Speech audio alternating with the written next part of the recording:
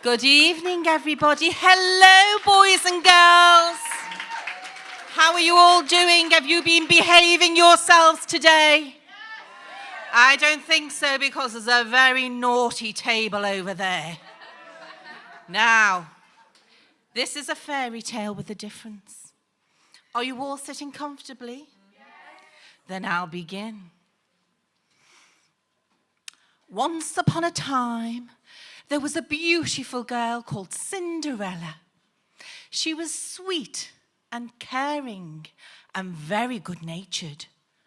But that didn't matter, because the only thing in society that values women is beauty and being a size 10, 12 at a push. Cinderella lived with her stepmother and two stepsisters who you could tell were evil because they were physically unattractive and a bit fat.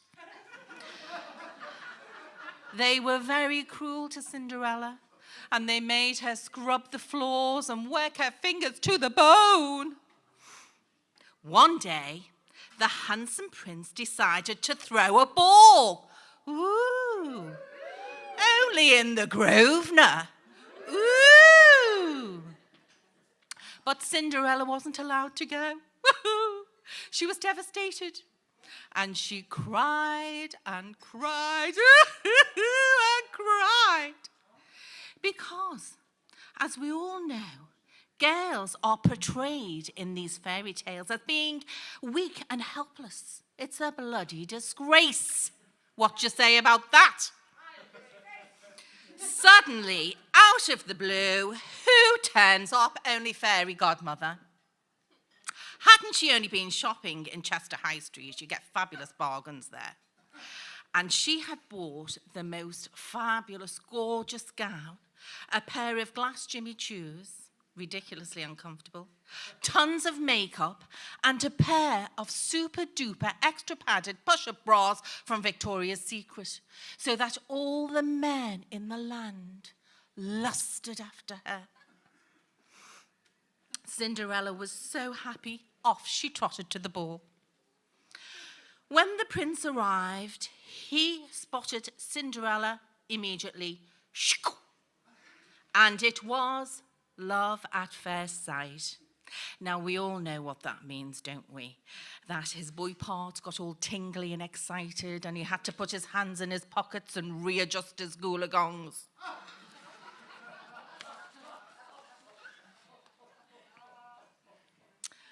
They had a wonderful evening, and they danced and danced and danced as if they were on Strictly. Cinderella realised, all of a sudden, oh my goodness, I better get home before my makeup starts to melt and my titties go all flat, and I'm going to be accused of being, a witch, tricking men into fancying her. So she ran away, and her shoe fell off, and the stupid cow didn't even go back to pick it up. So the very next morning, the prince declared that whoever this shoe fit, I will marry, whether she wants to marry me or not.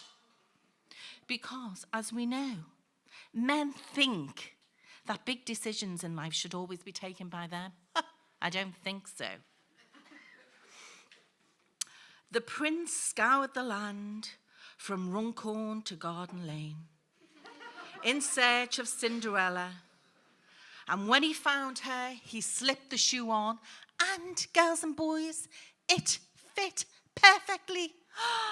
Now, what was she faced with this dilemma? What'll I do? Shall I stay with this wicked stepmother and be treated like shit?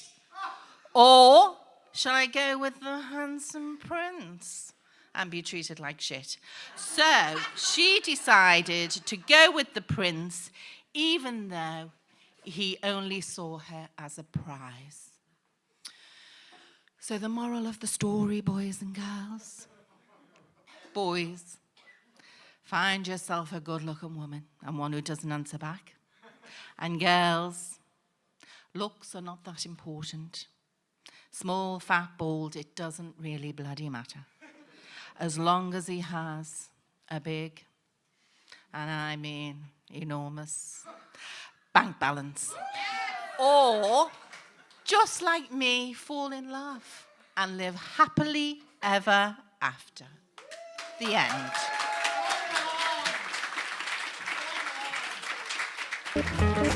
end.